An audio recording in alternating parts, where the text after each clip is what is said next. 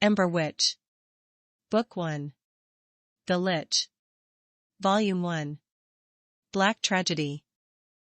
Chapter 4. Black Tragedy. September 19, 459 BME to October 31, 461 BME. Fragment 47. The Spark. Luke had seen Syrya use her black magic quite a few times, but he had never seen the entrance to Depth's Hollow. Syrya watched as his face lit up in amazement as their ship passed through the sheer cliffside as if it had never existed to begin with.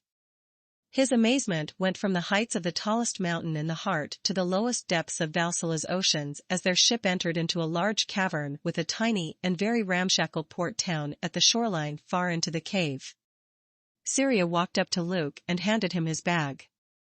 He grabbed the strap and flung it onto his shoulder, then walked down the ramp and onto the wet and slightly slippery cave floor. Syrya followed him, then proceeded to show him to the tunnel entrance that would lead them to the surface. They passed several tunnels on their way, each with a sign with strange symbols written upon them. Those each tell you what part of the island the tunnel will exit out at.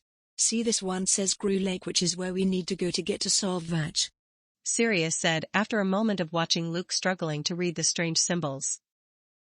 That one goes to Depth's Hollow, the capital city of the Arachnum, and that one goes to Syrya, the largest river on the island. She continued as they got closer to the tunnel they needed to take. Maybe before we leave here you could show me around, Luke said with a small smile and gestured to the many tunnels around them. Syrya smiled back. Perhaps if we have time, she replied as they finally reached their tunnel entrance. 2 guards were posted at the entrance and stopped them before they could proceed. As I am sure you are aware, the path forward is dangerous.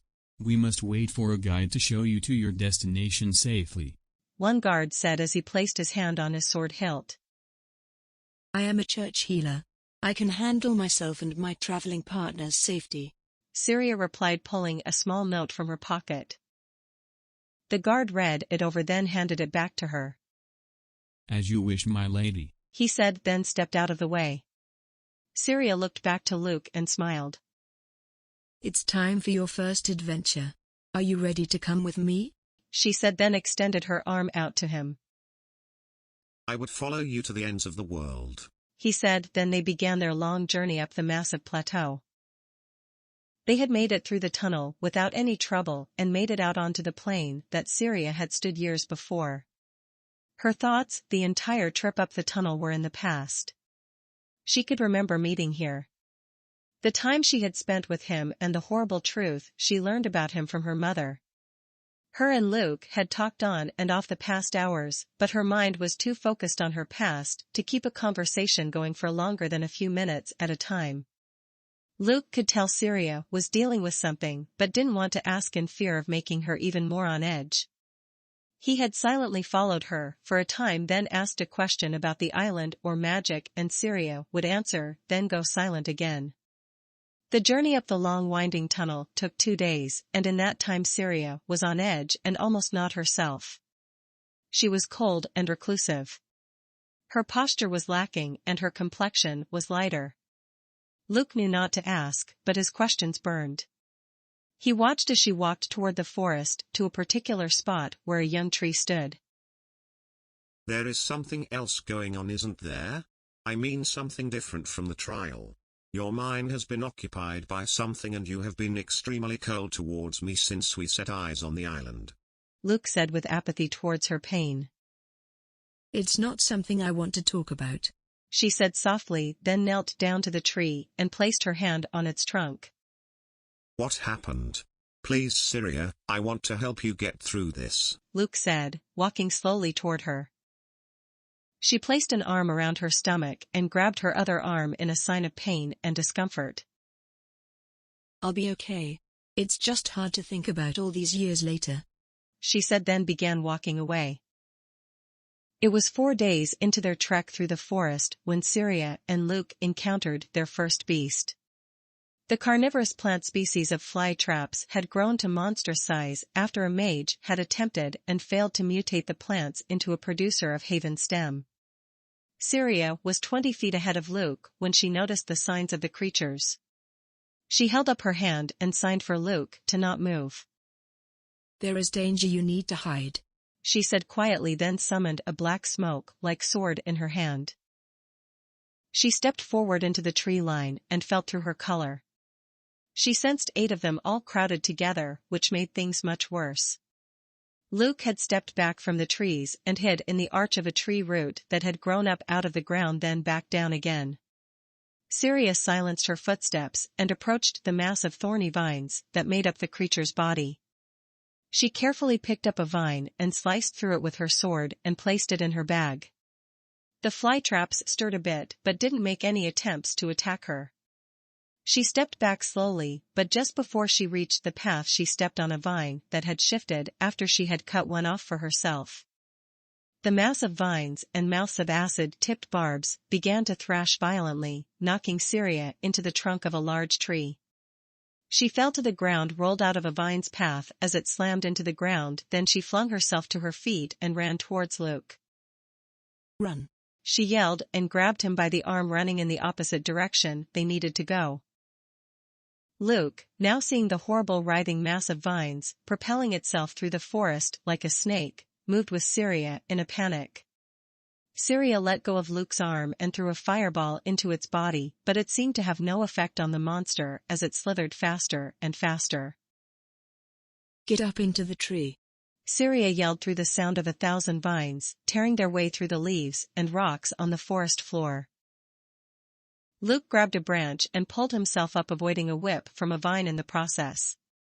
Syrya dodged and ducked out of the way of several attacks and returned with her own. She slashed several vines, cutting through them, and they fell to the ground with a thud. The fly traps raged and flung themselves forward, snapping their massive mouths at Syrya, who jumped backwards, avoiding the attack. She flung a black dart into one mouth and it sunk in, then exploded, causing a thick green viscous to cover her body. Luke scrambled up the tree farther, fearing the worst. His blood was boiling and his adrenaline kept his mind focused on the danger. Syrya recovered from the explosion too late and was swept up into the grip of a vine and held upside down above the creature's many acid-filled mouths. She struggled to get free, but the thorns had dug their way into her body, causing her to begin bleeding. The blood ran down her body and face, then began to drip onto the fly trap and ground. She summoned another dart and tossed it into one mouth, which exploded. Luke, seeing Syrya bleeding and about to be eaten, leaped from the tree branch and collided with the vine holding Syrya. The fly trap screamed and lashed out at Luke but missed, and in the process loosened its grip on Syrya, who dropped to the ground. She struggled to stand, covered in blood and plant matter. She took a deep breath and focused her energy into her hands. She sprinted toward the monster and with a swift movement conjured fire in her palms. She thrust her hands forward and a wall of black fire exploded out with great force. The fly trap screamed and thrashed violently as its body began burning away. It reared back and swiped its vines into Syrya and Luke, who flew backwards and slammed into trees. The vines began to flail wildly and smashed several trees as it tried to escape its fate. Syrya, now struggling to breathe as the wind was knocked out of her, watched as the mass of vines turned to ashes. The beast's agonized screams filled the forest, then went silent. Syrya stood up and struggled toward Luke, who was unconscious in a heap at the base of a tree. She grabbed him and began pressing her energy into his body, checking if any of his bones had broken or if he had internal injuries. He checked out fine, other than a few bruises and a broken arm. She reset the arm and tried to wake him, but his eyes remained closed. "Farron. I love you, Daddy." You've grown so much. The time is near. Farron. Why are you leaving us? The king needs me. You know how important I am to the kingdom. Farron. I love you, Eve. Luke woke up 2 minutes later with a deep inhale. What happened? He asked as he looked to Syrya's blood-soaked body. "You jumped off a tree and were flung into another."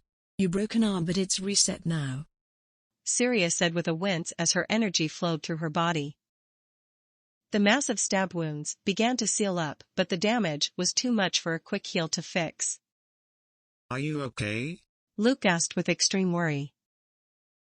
I'll be fine. We are close to Solvatch. I will see a healer when we arrive, she replied, standing up holding out a hand for Luke. He took her hand and stood, then the two walked hand in hand into the forest.